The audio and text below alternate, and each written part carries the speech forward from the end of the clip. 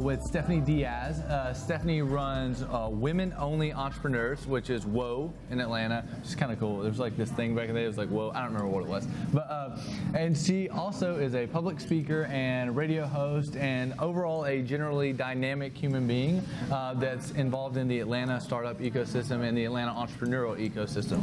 So we've got the great opportunity to chat with her today, so I know you're going to enjoy this, and have a great day. Coffee Shop Talks. Okay, cool. So I guess first question is we have somewhat of an overlap. We're from a similar area, yes. Okay? And I think you have a pretty dynamic story from what I saw on a LinkedIn video that you did. It might have been your first LinkedIn video. It was like, I'm back in Douglasville. Maybe it wasn't your first LinkedIn video. I don't know. But I'm interested in like, so how did you go from Douglasville, which we know has captured very many people, to where you are now? Yeah, so my family moved to Douglasville when I was really young. Mm-hmm. So I say not born but raised there. And yeah, after high school, I went to college in Gainesville, Georgia. I went to Brenau University, which is a private women's college, and got my undergraduate and my graduate degree there. And then I settled in kind of like North Atlanta area. So I'm in Alpharetta now. So yeah, I was able to escape Douglasville. No offense to the people that are still there, but honestly, all of my family is in Puerto Rico. So yeah, so I didn't really have real ties. You know, I call Douglasville kind of my hometown, but now that none of my family is there anymore, you know, we've really kind of got out. So you went to college at Brenau, and what did you study? So I went there as a dance major. Okay, yes. cool. But I ended up, by the end, I was a marketing major. Okay. Yeah, so I ended up with a business degree. So did any of the dance stuff translate to life from this point? If you know anything about the W.O.E events, we have a signature dance party. Oh, cool. I've seen a picture of this. Yes, so we actually have a portion where all of the women like stand up, learn choreography, and we have a dance party. And it's really about celebrating sisterhood. It's about celebrating femininity. So it's not something that was super, you know, intentional, but in a weird way, my dance major and background kind of came into my business world. So I'm really happy about that. That's cool. So my wife, she was like a hip hop style dancer, like, and she went to Lithia, so she's like, we actually lived like probably a very short ways away from each other, and never met each other. And then after college, we met each other. I love this story. But it was cool because like when we first started dating, she was like still in like dance groups and stuff like that, and it was like, okay, cool, we'll go to these things. Definitely not my scene. I was a baseball player in high school, and then first year of college I was, and so it was definitely foreign to me. I have no rhythm at all. So the only rhythm I get is when I'm writing software. I'll listen to something and get super zoned, you know, and like my head will start bobbing or something like that, you know. That's the max. That's the max rhythm. All right, good to know. That's pretty disappointing. I don't know. Maybe my wife says I do. I have no idea. She probably would make fun of me if I tried to dance. But so after Brenau, after getting your degree in marketing, what was like the next step for you?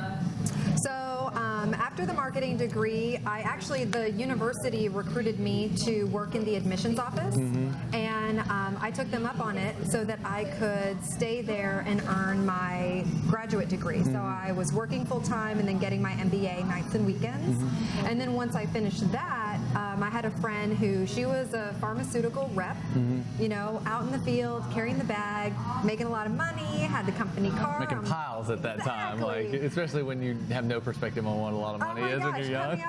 Coming out of college and, you know, working in higher education, I was definitely ready for a bigger paycheck, especially with that MBA under my belt. Well, I ended up not getting a pharmaceutical sales rep job. I ended up, though, landing within a pharmaceutical startup, a generic pharma startup that was based in Atlanta. And when I came on board, I was a sales assistant, and they were generating about $25 million in annual revenue. By the time I left, I was a national account manager, calling on accounts like McKesson and Walmart. I had a $25 million book of business myself. The company was earning over $100 million in annual revenue, and I had gotten a front row seat to all of that. I mean, we were a startup and super small, and so while I was an account manager, I I earned the trust of the owner, you know, an entrepreneur, and so he would work with finance, work with operations, work with our legal and compliance, and so that just was like fast track training in what it is to run a business and scale a business. And so that really is where, I mean, I've always kind of had like an entrepreneurial bug, but it really got honed, you know, in that experience. So was the context of pharma like, do you feel like that helped you along the way, or was it more like, is the rest of it like tech, or if you're focused on W.O.E or your podcast before that, was the context of pharma helpful during that, or was it like that it would have been different if you were in like a marketing for a very public consumer-facing product, or Sure. you know what I mean? Like, because I know the constraints. I've worked with like GlaxoSmithKline and stuff like that on some of their stuff, and like going through legal with every marketing Highly message regulated. and everything. Oh, yeah, definitely. The creative, you know, getting to like kind of flex my creative muscles definitely happened after pharma. Okay. Yeah, and that's exactly what I'm asking. Yeah. The regulations really limit you in what you can do, but as far as like the inner operations of the business, it was definitely a great experience. But I knew that pharma wasn't my forever industry for a couple of reasons. One, I'm very holistic. Like, I will not take pharmaceutical drugs, like if I can help it. So that's one. And then two, I never saw women, you know, I was going to all of these trade shows and meeting with, you know, very high level people within all of these organizations, and I never really found women that I looked up to within the industry. Even the women who were holding those top, you know, leadership levels, I would see them at events speaking on the stage, and I never aspired to be like them. So I always knew that there was probably something else for me, but it was a great first start. So you went from pharma. Was there anything in between that and you doing a podcast and stuff like that? So like, you can give me the kind of brief. I'll do the quick. Yeah. So after that company, I ended up working. I had two more jobs. One within a company that was earning about $1 million in annual, and the next a $10 million company, and still reporting right into the owner and entrepreneur. So I was able to, you know, and this all surrounded their marketing and some things that were operational. So getting to see what's happening at that level, and then provide suggestions, and then help to implement kind of the next steps of those processes. So still just a lot of on-the-job training, and but it was about, I guess 2014, I had a family member who was in corporate. They didn't love their job and they wanted to go out on their own. And I said, okay, well, I know a lot about, you know, running a business. I can help you get launched.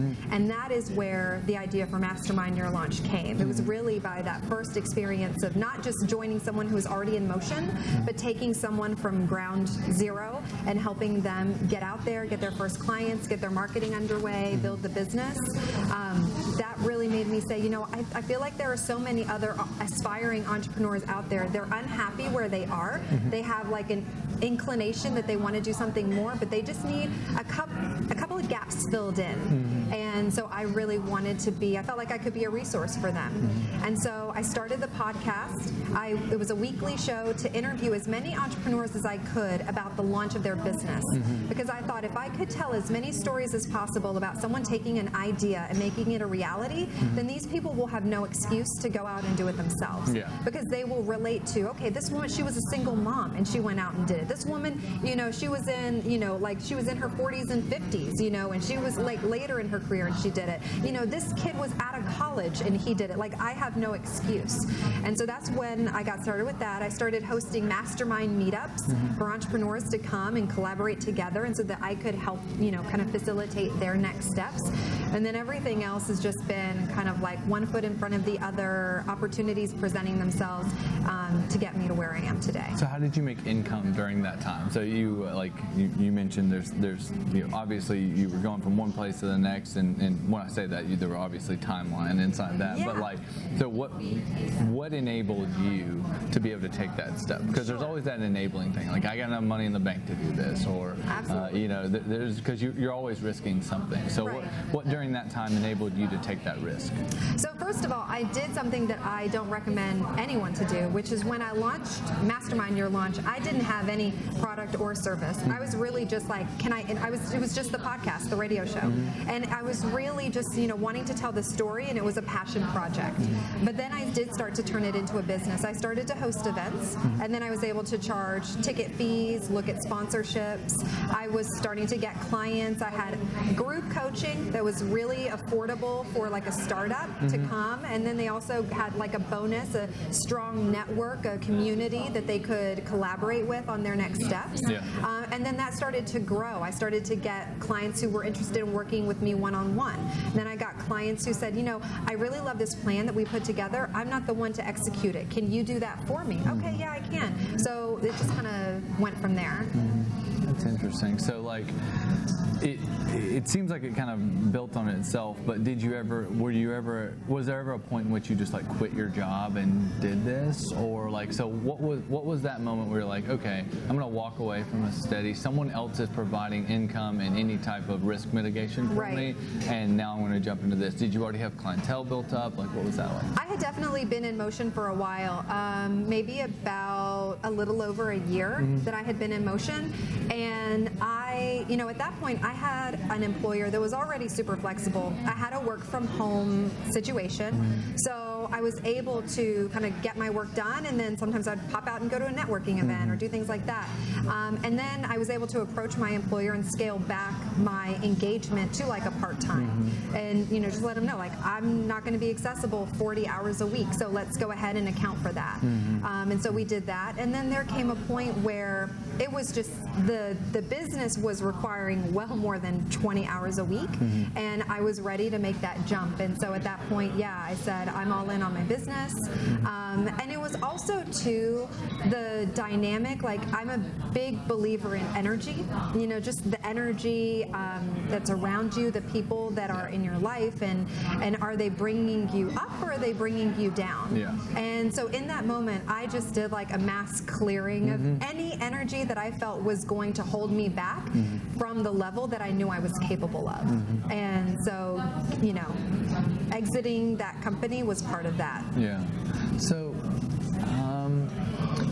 you talked about being able to transition to that business, and you started the podcast. How many episodes did you do of your podcast? We did over 100 episodes. Oh, cool. So like, how long did 100 take you? Is that 100 weeks or? So it was a weekly show, but because it was 2.5 years running, obviously I skipped a couple weeks in there. But it was 2.5 years and over 100 episodes. So in that time frame, the one thing I found is consistency is one of the key and most important things with building a digital content asset, right? And it's always been it's always difficult for anybody to do that. We're doing this once a week, and I pray to God that we will be able to get all the way to the end of the year. And and I think for me, I've always looked at it as, okay, I need to get to the end of the month, not to the end of the year, right? Every time, and then if I get to the end of the month, well, it's the next one, right? Exactly. So it's not as difficult. But like, what drove you through that? Like, what made you feel as though this was still moving in the right direction? Because I know I found, during the path, there's these ups and downs, and it's like, I'm not sure that I'm going to keep doing this because I'm afraid that I'm not doing it good enough, or and the thing that for me always pushes it through is I'm just like, I need to get it out no matter what. Like, it matters more to get it out than it does to be perfect, right? So, so what has pushed you through that process, and then like, maybe you could describe some of the successes that you felt like you had during that time? Well, I think for me, I really created the podcast around what I wanted to hear. So, I was showing up just as inspired, as I'm sure the listeners were. And so that podcast was a very important part of, it fed me as much as it fed the listeners. And so I think that was something that kept me coming back. So just knowing that my community is expanding and deepening with this content that I'm creating, and then bonus, every time I would publish, I would get feedback from the listeners. I really needed that. Or it was really amazing when I would bring on a new client and I was able to say, you need to listen to this episode first. And then they would write me and say, oh, that's just what I needed because it was the right industry or it was a similar situation. And so the podcast really became like this, huge component in the value that I was able to add to both my clients and then just the community at large. it definitely was. Sometimes I would have like 8 episodes in the bank, and then it would be like, oh my gosh, like what am I publishing this week? Yeah, exactly. And sometimes I had to think on my feet, and I would do like an on the fly, just a me talking episode, which actually always got a lot of really great feedback because I could be a lot more personal and intimate just with the listeners, just me one-on-one, and tell more of my story. And so, yeah, it just kind of ebbed and flowed like that. And it was actually an interesting decision to retire. It's just every element of Mastermind Your Launch was slowly transitioning out as things with W.O.E, Women-Only Entrepreneurs, started to transition in. And I held on to that podcast for a while. And then I just, I got to the point where I was actually really okay with letting it go, knowing that it would make space for new content that I could create. But I recorded a last episode. It was on Halloween. I was in a radio studio. I was on Business Radio X for the last 10 months of it. Oh, okay, cool. Which did help with weekly scheduling because I had a team. But the last episode was recorded on Halloween. I dressed up like a mermaid with like paint and everything on my face, and I just talked about making waves, and just the journey that podcast, and the platform that it gave me to do that. And yeah, there were a couple tears shed. What did you feel like was the peak? Like, where was it the best? Ooh. Let's see. I think there's so many. Like in the beginning, I remember landing, because I was just so gutsy and fearless. It's just like, what do I have to lose? I got nothing to lose. So I was asking a lot of different people to be on the show, and I was so overwhelmingly surprised at the people who wanted to be a part of it. Entrepreneurs that I had followed, some for like over a decade. And I said, you don't know who I am, but I have this podcast. And they were like, yeah, I'm in. One of them, I admire her so much, Ophelia de la Valette of Dance 101. She's Latina dance studio owner, which is actually nationally ranked. Dance 101 here in Atlanta? In Atlanta. Okay, cool. Yeah, I know what you're talking about. So she was someone that I had followed for a decade.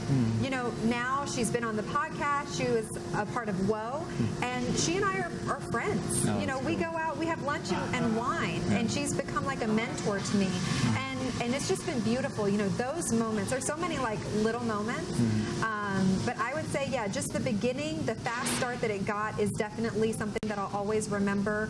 Moving into the Business Radio X studio was also a huge moment because finally I had this like physical place where people could go. They got to put on the earphones and be in front of the mic and be on like, in a radio studio. So it was really beautiful to offer them that experience too. So things like that I'll definitely remember. Yeah. That's cool. Let me think. So I think one of the kind of final things I wanted to touch on was W.O.E, right? And actually you started something new called W.O.E, Women Only Entrepreneurs. And I'm interested in, one, how you got to that point, like what made you want to start that, and then two, where you see it going. So the story behind how W.O.E came about is pretty interesting. I had already been putting feelers out for more women-focused content, speaking engagements. I was, at that point considering a woman-focused radio show, and so there were a lot of things in motion for women. I had just a calling on my heart that's where I needed to be. And someone asked me I had been through a very intense time of transformation in my life, and that was part of the inspiration for wanting to serve women. I had just been through so much. I felt like I was coming to the other side of some things, and I had this weight lifted, and I really wanted to share that and help any woman who was maybe at the beginning of that journey. So when you say the other side, you felt like you'd gotten over the hill or the difficult part? And I mean, there's always difficult parts. Oh, it's just a new difficult part. And I felt like I was approaching life in a new way in that moment. And like I said, just a real weight lifted, and I wanted to share that. And someone said, what would you have to put into an event for women to have that same transformation?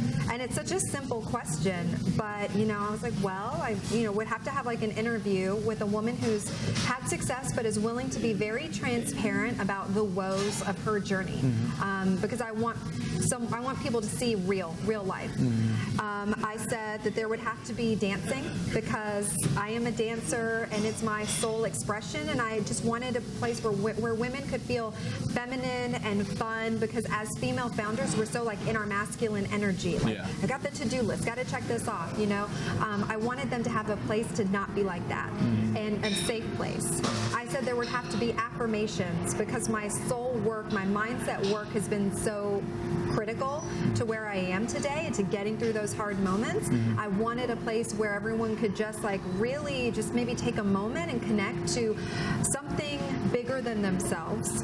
And then I said there would have to be champagne. So we have all of those at W.O.E, at our main events that we do quarterly. And you know, it is a transformational evening. The energy is unlike any networking event that you're going to go to, but it's all really inspired by my own journey to really get to a deeper level of who I truly am. So are they monthly, weekly? How frequently are they? So W.O.E meets monthly, every second Tuesday of the month.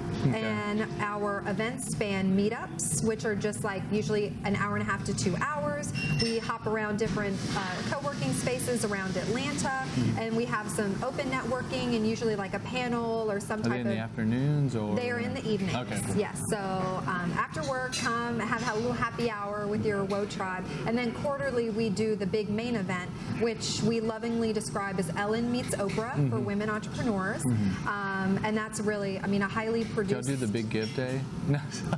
Do y'all do the big give day? One day, we're going to give away a car. Okay, cool. Like, you get a car and you get a car. I mean, I can't promise more than one. At least one car is going to be given away at a W.O.E event. Yeah, for sure. Cool. Yeah. So if there's something that you needed help with, like what is the thing that you need help with W.O.E, or even personally, that will either help you serve that community better or continue to do what you do, which you feel as though is like beneficial to the entirety of the community? What is that one thing that you would need help with? Well, first of all, thank you for that question.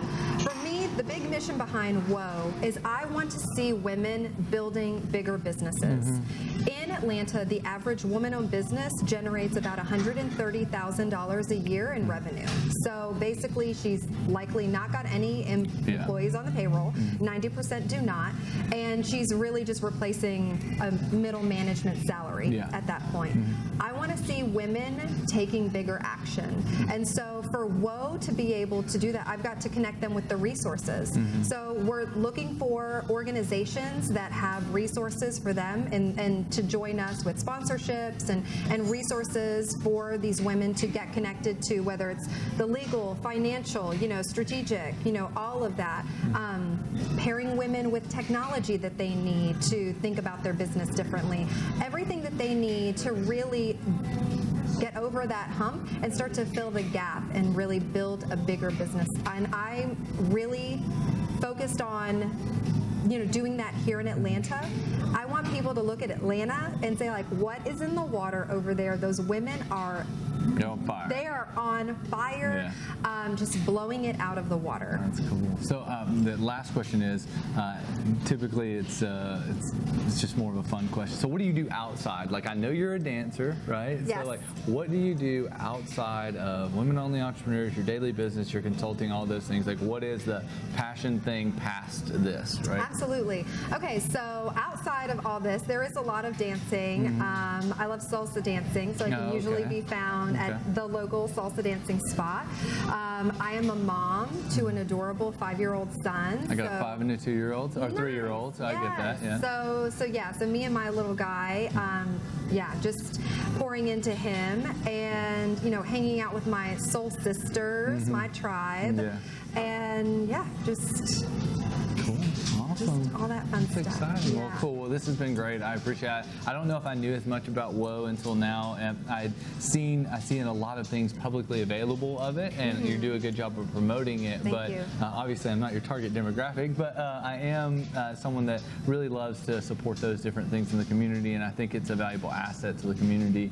And I think you're obviously targeting something that needs, continued support, right? I think generally being able to support women in entrepreneurship entrepreneurship or in the tech ecosystem or whatever the business ecosystem is a function of time, right? Like I think over time it has continually increased in work, but without the pressure applied by specific leaders and women that are moving up and moving forward in that community, it's almost impossible for us to see it in a time frame that we would think is acceptable, right? You know what I mean? And so I think it's a great thing that you're putting the pressure on the community to be able to, and the pressure is support, right? Like just being able to support women that are already trying to do it and moving forward, and then people that are actually just executing on it and killing it, adding that support level to them is the pressure that needs to be applied to continue to move it forward. So I think that's really cool. That's awesome. I appreciate you sharing the story and everything. And like I said, if there's anything I can do to help, I mean, we come to events and do videos and things like that, and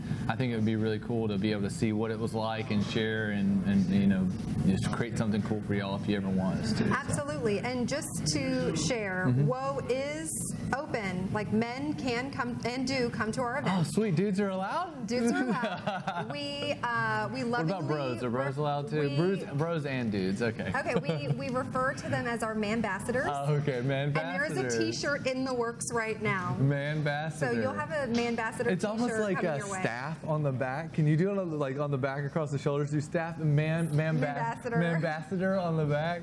That's going to be an interesting one. I like that. Yeah. That's really cool. And we've even had some participate in the dance party too. Yeah. So that's open. So from one man-ambassador to the next, I think you should come and get involved with this because even in organizations like this that are very focused in a specific segment, it's important that they get support from every single other community as well. So I'm excited. W.O.E is going to be an awesome thing this year, and you're going to kill it this year. And so let me know if you need help. And, thank you. And I appreciate you coming on Coffee Thanks Shop for Talk. having me so much. Absolutely. Thank you so much. Cool.